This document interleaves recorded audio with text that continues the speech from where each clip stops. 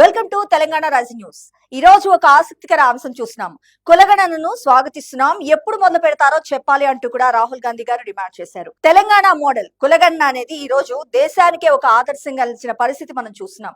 మరి తెలంగాణలో ఇంప్లిమెంట్ చేసిన ఈ కులగణను దేశ వ్యాప్తంగా ప్రధాని నరేంద్ర మోడీ కూడా ఆచరించబోతున్నారు. దాన్ని పూర్తిగా స్వాగతిస్తున్నామంటూ రాహుల్ గాంధీ గారు పేర్కొన్నారు. రాహుల్ గాంధీ గారి స్ఫూర్తితో రేవంత్ రెడ్డి గారు తీసుకొచ్చిన ఈ కులగణన అనేది ఈ రోజు తెలంగాణ మోడల్ దేశ వ్యాప్తంగా అమలు కావటం చాలా సంతోషంగా ఉందంటూ కూడా మరి రాహుల్ గాంధీ గారు వ్యాఖ్యానించారు. అయితే ఇక్కడ లెక్కింపు కోసం ప్రత్యేకంగా నిధులు కేటాయించాలి, at the same time reservation పై ఉన్న 50% పరిమితిని ఎత్తివేయాలంటూ కూడా కోరారు రాహుల్ గాంధీ గారు.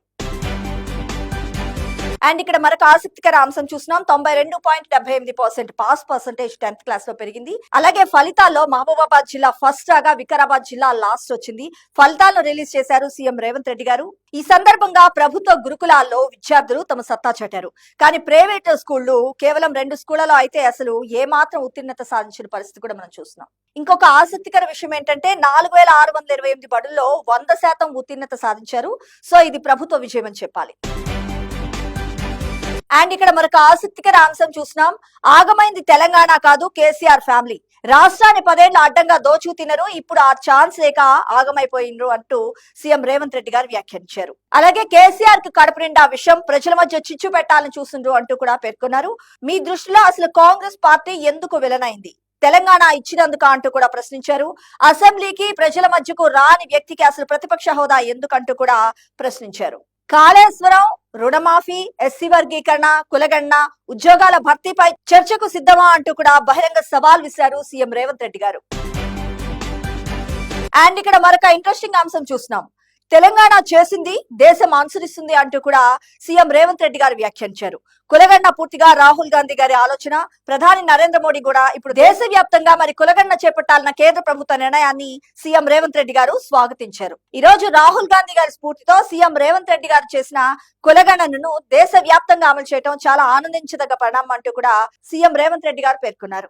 ఈ కులగణన అనేది భారత్ జోడో యాత్రలో రాహుల్ గాంధీ గారు దూరదృష్టితో ఆలోచించి తీసుకున్న సంచలన నిర్ణయం అంటూ కూడా వ్యాఖ్యానించారు. ఈ రోజు కులగణన విషయంలో దేశానికే మార్గదర్శకంగా కాంగ్రెస్ పార్టీ నిలిచిందంటూ కూడా పేర్కొన్నారు సీఎం రేవంత్ రెడ్డి గారు. ఇది ప్రతిపక్ష నేతగా రాహుల్ గాంధీ గారు సాధించిన గొప్ప విజయం అంటూ కూడా అభివర్ణించారు సీఎం రేవంత్ రెడ్డి గారు. అండ్ ఇక్కడ మరొక ఆసక్తికర అంశం చూసినాం.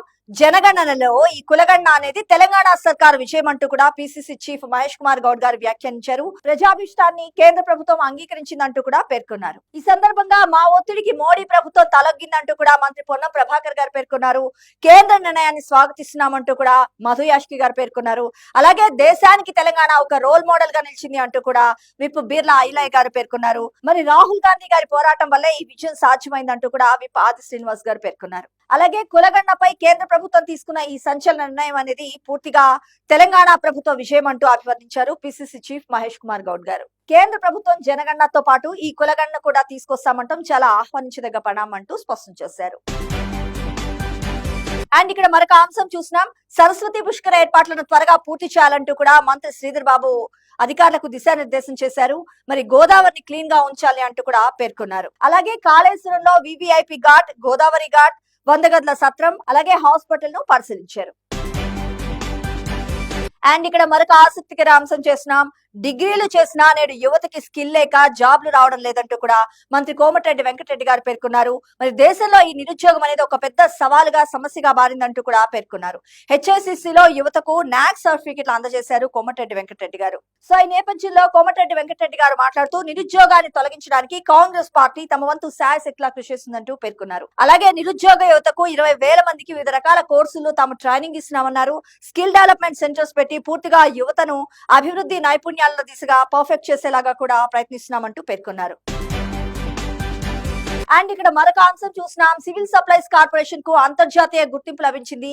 సన్నబియ్యం పంపిణీలో మరి ఉత్తమ సేవలకు గాను ఐఎస్ఓ సర్టిఫికెట్ కూడా లభించిందంటూ మంత్రి ఉత్తమ్ కుమార్ రెడ్డి గారు పేర్కొన్నారు. ఇది తెలంగాణ గవర్నమెంట్ పౌర సరఫరాల శాఖ సమిష్టి కృషి అంటూ కూడా అభివర్ణించారు ఉత్తమ్ కుమార్ రెడ్డి గారు. అండ్ ఇక్కడ మరొక ఆసక్తికర అంశం చూసినాం. సమ్మె వద్దు, ఆర్టీసీ ఇప్పుడిప్పుడే కోలుకుంటుందంటూ కూడా మంత్రి పొన్నం ప్రభాకర్ గారు వ్యాఖ్యానించారు. కార్మికులు, ఉద్యోగులు సమ్మె విషయంలో ఎప్పుడు కూడా ఒకసారి పునరాలోచన చేసుకోవాల్సిన అవసరం ఎంతైనా ఉంటుందంటూ అభిప్రాయపడ్డారు. తమ ప్రభుత్వం ఎప్పుడూ కూడా కార్మికుల పక్షాన్ని నిలుస్తుందని, ఎటువంటి సమస్య అయినా కూడా మరి చర్చల ద్వారా తీర్చడానికి తాము ఎప్పుడూ కూడా సిద్ధం అంటూ కూడా పేర్కొన్నారు పొన్నం ప్రభాకర్ గారు. ఈ సందర్భంగా తిరుమలగిరిలోని ఆర్టీఏ ఆఫీస్ లో వాహన్ వారధి పోర్టల్ ను ప్రారంభించారు పొన్నం ప్రభాకర్ గారు. అండ్ ఇక్కడ మరొక అంశం చూసినాం. అంగన్వాడీలకు వేసవి సెలవులు ఇస్తున్నారు. ఇవాల్టి నుంచి నెల రోజుల పాటు వేసవి సెలవులు ఉంటాయి అంటూ కూడా అధికారులకు మంత్రి సీతక్క గారు ఆదేశాలు జారీ చేశారు. తల్లిదండ్రులు, అంగన్వాడీ యూనియన్ల విజ్ఞప్తి మేరకు మహిళా స్త్రీ శిశు సంక్షేమ శాఖ మంత్రి సీతక్క గారు ఈ నిర్ణయం తీసుకున్నారు. అండ్ ఇక్కడ మరొక ముఖ్యమైన అంశం చూసినాం. రాష్ట్రంలో 20 బయోగ్యాస్ ప్లాంట్లు స్థాపించబోతున్నారు. 1500 కోట్లతో ఏర్పాటు చేయబోతున్నారు. సౌత్ ఆఫ్రికా, తెలంగాణ మధ్య ఒక ఒప్పందం కుదిరిందంటూ కూడా వ్యవసాయ శాఖ మంత్రి తుమ్మల నాగేశ్వరరావు గారు పేర్కొన్నారు. అండ్ ఇక్కడ మరొక అంశం చూసినాం. ధాన్యం సేకరణ లక్ష్యం 70 లక్షల టన్నులు అంటూ కూడా మంత్రి ఉత్తమ్ కుమార్ రెడ్డి గారు వ్యాఖ్యానించారు. మరి ఈ నేపథ్యంలో ధాన్యం సేకరణ కొనుగోళ్లకు అచ్చంగా 15,000 కోట్లు సిద్ధంగా ఉంచినట్లు పేర్కొన్నారు.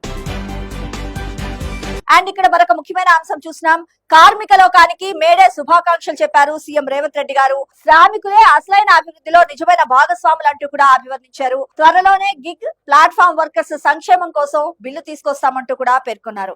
కార్మికుల పట్ల తమకున్న నిజమైన నిబద్ధత, చిత్తశుద్ధిని ప్రకటించారు సీఎం రేవంత్ రెడ్డి గారు. అండ్ ఇక్కడ మరొక ముఖ్యమైన అంశం చూసినాం. గృహజ్యోతి పథకానికి 179 కోట్లు విడుదల చేశారు. మరి గృహజ్యోతి పథకం కింద పేదల ఇళ్లకు ఉచిత విద్యుత్ సరఫరా నిమిత్తం ఏప్రిల్లో బిల్లులకు ఈ 178.51 కోట్లు విడుదల చేస్తూ కూడా రాష్ట్ర ప్రభుత్వం మరి ఉత్తర్వులు జారీ చేసింది. మరి మనందరికీ తెలిసిందే 200 యూనిట్ల లోపు ఉచిత కరెంట్ ఇస్తున్న విషయం. మరి ఈ నేపథ్యంలో దానికోసం పూర్తిగా ఒక నిబద్ధతతో పనిచేస్తుంది కాంగ్రెస్ పార్టీ.